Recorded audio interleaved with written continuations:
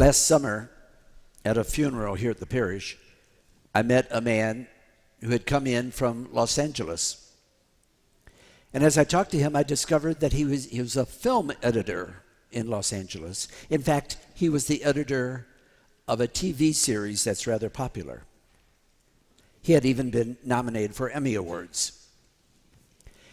And I said to him, I'm not into filmmaking, but I've learned just as a viewer that film editors don't get the credit that they deserve.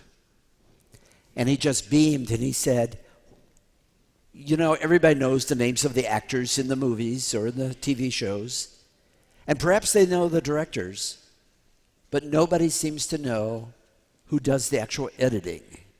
And to tell the truth, we don't know many film editors. I bet there's nobody here who sits in the movie theater and after the film has shown and the movie is done and they're showing the credits and everybody's leaving, you sit there to discover who the editor is. We just don't do that. Actually, it's one of those positions, we don't even notice it. It's behind the scenes. We don't notice it unless somebody's really bad. And we see a movie and one scene doesn't seem to follow another, or it seems to be out of place, or maybe they're in the process of building some sort of suspense and then it falls flat. Then we think how badly the film editor has done his or her work. But if it's done well, we take it for granted. It's behind the scenes. It's amazing to me how many things are done behind the scenes and we take them for granted. You go to a restaurant and the food is wonderful and you might think, oh yeah, there's a chef in there. But do we know even behind the scenes, beyond the chef, the one who buys the food, the one who actually puts the menu together and plans everything? There's a lot that goes on behind the scenes that we take for granted.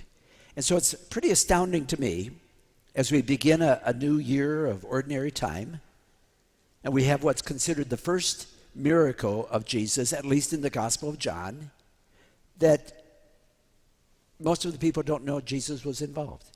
He's working behind the scenes. Who knew about the water becoming wine? The servers. Even the head server did not know that. Mary might have had some inkling. The bride and groom had no idea that there was a problem. And so it's like Jesus is working anonymously.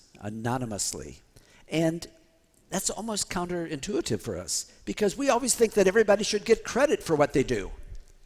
I was sitting in the backyard with a couple, and their little kids were out in the yard. This obviously was during the summer, but they were out in the grass doing tumbling and cartwheels and stuff.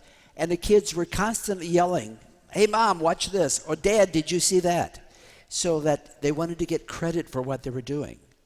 And we adults, we want to get credit for our accomplishments at work, maybe in our neighborhood, in our family, with our own families of origin. We want to be appreciated.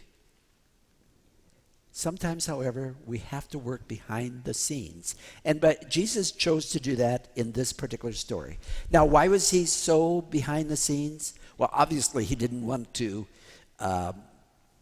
embarrass the bride and groom that, hey, look, you guys ran out of wine, so I've done something better.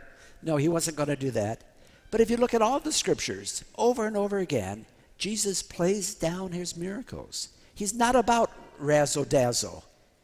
He's more about the person, the relationship, the faith of the person.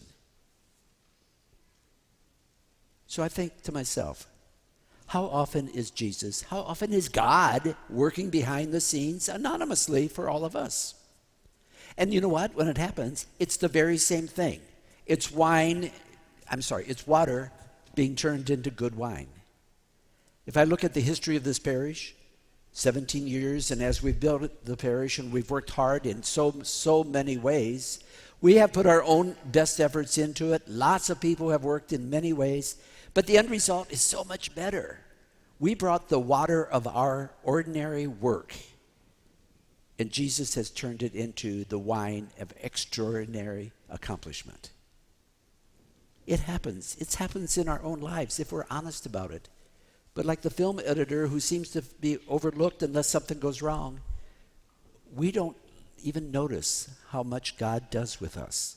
and how often God is changing things and improving things and working with us day after day after day. Maybe the real lesson today is simply to become aware of it, that God is at work. We bring the water. He creates the wine out of the water. But there's two more points we don't want to overlook, and that's about quality and quantity. Jesus didn't just turn the water into wine. It's the best wine.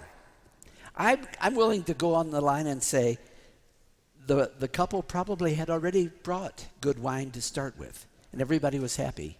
But this is more than good. This is great. This is the best.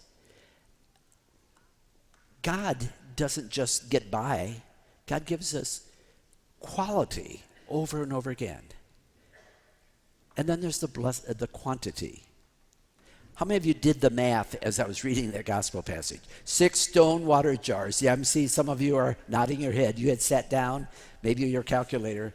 6 stone water jars, each 20 to 30 gallons. We're talking 120 to 180 gallons of wine.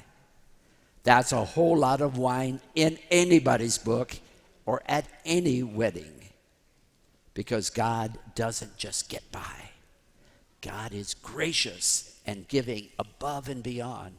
You know, we sing that song, and I like it, and I admit that it's a powerful song. Your grace is enough. But in reality, God's grace is more than enough. God is overflowing with grace. God blesses us in so many ways. What a great way to start the new year.